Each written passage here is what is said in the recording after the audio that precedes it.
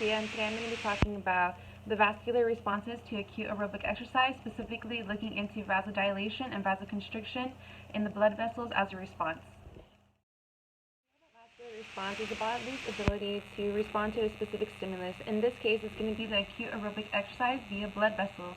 The reasoning for this is because the increase in cardiac output and blood flow that is going to be restricted from other parts of the body in order to fully support the activated muscles and parts of the body that are going to be used during exercise.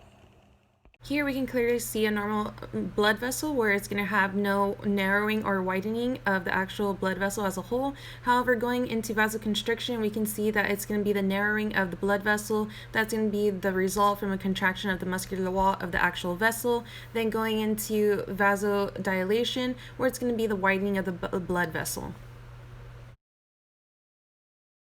Response during acute aerobic exercise is going to be caused by the major increase in blood flow, which is going to be towards the activated muscles, which is going to be causing vasodilation of the atrials to provide adequate blood supply in order to meet the metabolic demands. This is going to be caused by vasoconstriction that will limit the overall blood flow in particular parts of the body in order to meet these demands during acute aerobic exercise.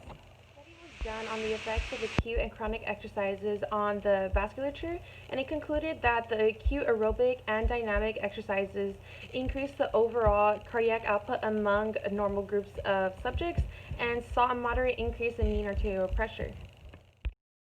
This is important because as we exercise, our muscle cells are going to be consuming more and more energy, which is going to be leading to the decrease in nutrients and an increase in molecules such as carbon dioxide. This is why it's going to be leading into vasodilation. As the muscles that we are exercising require more nutrients and oxygen, this is going to be able to provide that. We know in acute aerobic exercise that vasoconstriction will limit the blood flow in a particular body part in order to meet the other demands. However, besides exercise, vasoconstriction is also important for minimizing acute blood loss in event of hemorrhages, as well as retaining body heat and regulation and mean arterial pressure as well. In this study, we were able to see another relationship and the response of the vasculature towards acute aerobic exercise, and specifically looking into individuals with diabetes and battling central arterial stiffness.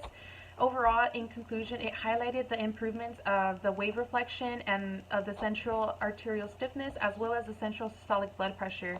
This is extremely important because the central arterial stiffness impairs the vasodilation and vasoconstriction response, meaning that through acute aerobic exercise, it was able to improve the overall function of the blood vessels by widening and narrowing, which is the vasodilation and vasoconstriction, meaning that this could indicate this possible research could lead to the proper or better management of cardiovascular health in people with diabetes.